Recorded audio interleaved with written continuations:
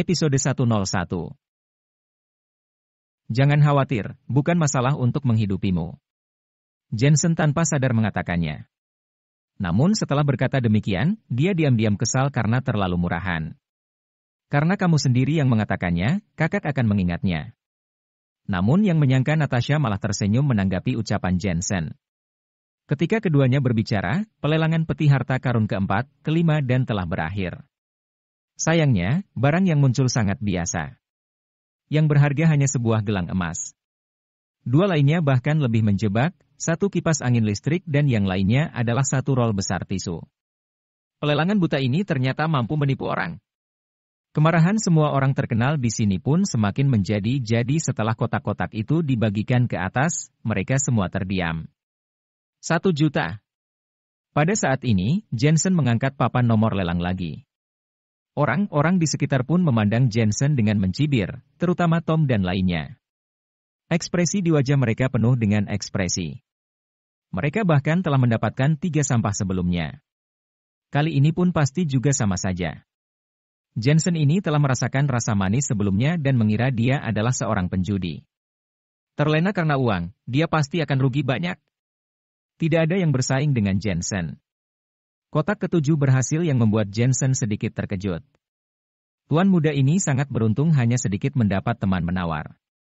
Kalau begitu mari kita lihat apakah keberuntungan masih ada? Wanita Cheongsam itu memandang Jensen sambil tersenyum. Sebenarnya, di dalam hati juga penuh dengan rasa ingin tahu. Peti harta karun itu dibuka, dan kemudian kalung biru dikeluarkan. Pengerjaan kalung sangat indah. Permata utama berwarna biru laut dan cerah. Bisa terlihat bahwa benda itu sangat berharga meski hanya sekilas. Wanita Cheongam itu mengaku. Karya Master Swedia, hati biru laut. Sialan. Tidak peduli sulitnya bagi para orang terkenal untuk mempertahankan sikap mereka, mereka semua pun saling mengumpat dengan keras. Pasti dia itu dapat petunjuk pribadi dari belakang panggung pelelangan. Itu pasti curang. Sebelumnya dia mendapat Polygonum multiflorum 100 tahun. Kali ini hati biru bisa mendapatkan harta kekayaan laut biru. Berharga ini. Curang, dia pasti curang. Aku tidak mau main lagi, hanya orang bodoh yang mau. Suara protes satu persatu dari mereka pun terdengar, dan yang paling bersemangat adalah Tom dan lainnya. Hei, kenapa kalian harus marah? Kalian harus tahu bahwa tuan rumah lelang ini dari pemerintah, jadi tidak mungkin ada kecurangan di sini, jika tidak maka akan ada bencana bagi mereka. Wanita Cheongsam itu dengan sabar menjelaskan kepada semua orang, aku hanya bisa mengatakan bahwa pemuda ini memiliki keberuntungan yang bagus. Selama kotak yang dia tunjuk, maka semuanya adalah harta karun. Wanita Cheongsam itu juga berkata sesuatu kepada semua orang. Banyak orang terkemuka yang menjadi cerah, terutama Xavier. Mereka berencana untuk mengikuti Jensen sepanjang waktu. Selama Jensen bergerak, maka mereka akan bergerak. Keberuntunganmu sangat bagus. Sekarang akan banyak orang yang mengikuti pilihanmu saat menawar. Natasha mengungkapkan Jensen dengan senyuman pahit. Ini, pasti ada hubungannya dengan profesiku sebagai dokter. Karena sering membantu orang, Tuhan pun akan menjagaku. Jensen menanggapi ucapan Natasha sambil tersenyum, lalu mengeluarkan hati biru laut itu dan mengenakannya untuk Natasha sendiri. Kalung ini sangat cocok denganmu. Natasha terkejut sambil menatap Jensen dengan luar biasa. Apakah kamu akan memberiku barang yang begitu berharga ini? Tentu saja. Jensen mengangguk, perhiasan cantik ini cocok dengan wanita cantik. Kamu tidak mungkin berpikir aku yang akan memakainya, kan? Aku tahu, tapi istrimu. Sebenarnya aku juga ingin memberikan ini kepadanya, tetapi begitu aku memberikan padanya, dia pasti akan memeriksa ini dan itu, jadi untuk menghindari masalah, sebaiknya aku tidak memberikan padanya. Jensen tersenyum pahit. Dia tahu bahwa Elena sama sekali tidak menyukai perhiasan yang indah ini, melainkan menyukai beberapa benda yang praktis. Tentu saja, Jensen tidak bermaksud untuk tidak memberikan apapun kepada Elena, tapi berencana untuk memberikan barang lain saja.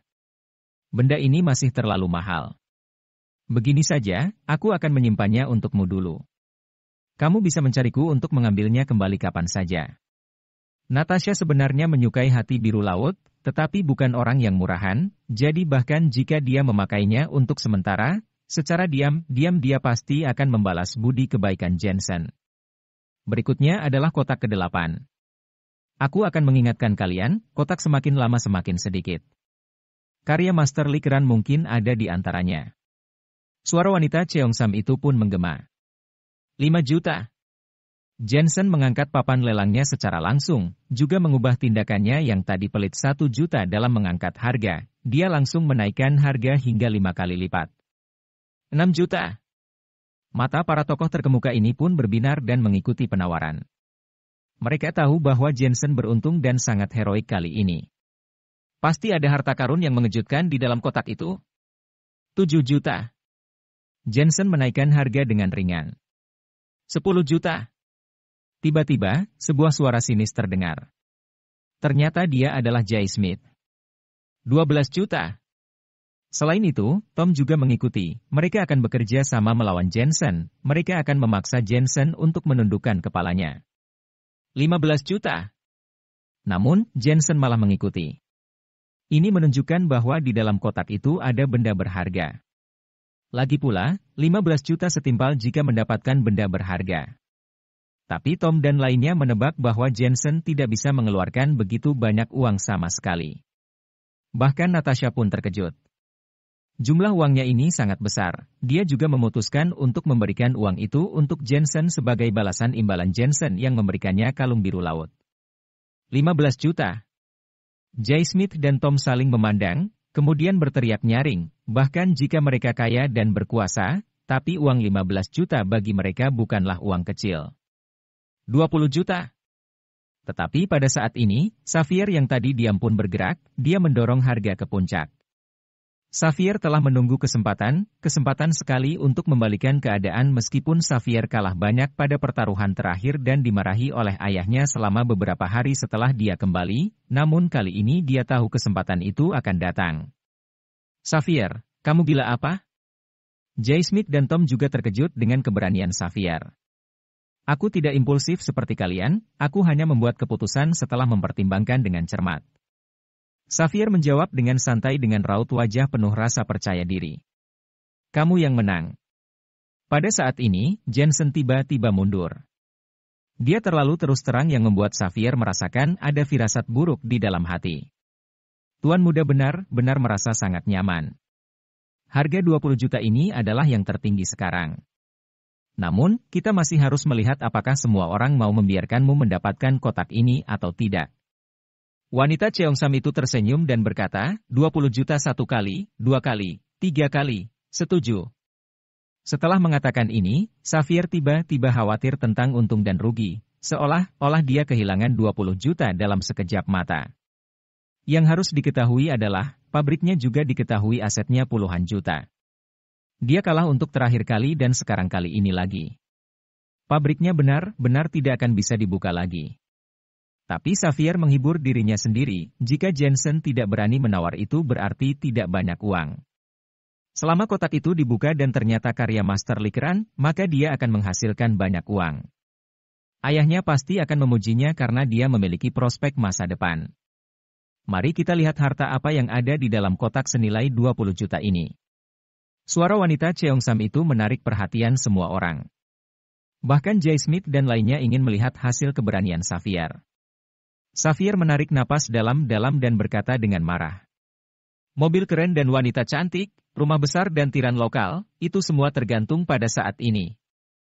Dia tiba-tiba membuka kotak itu, kemudian dia langsung menjadi bodoh.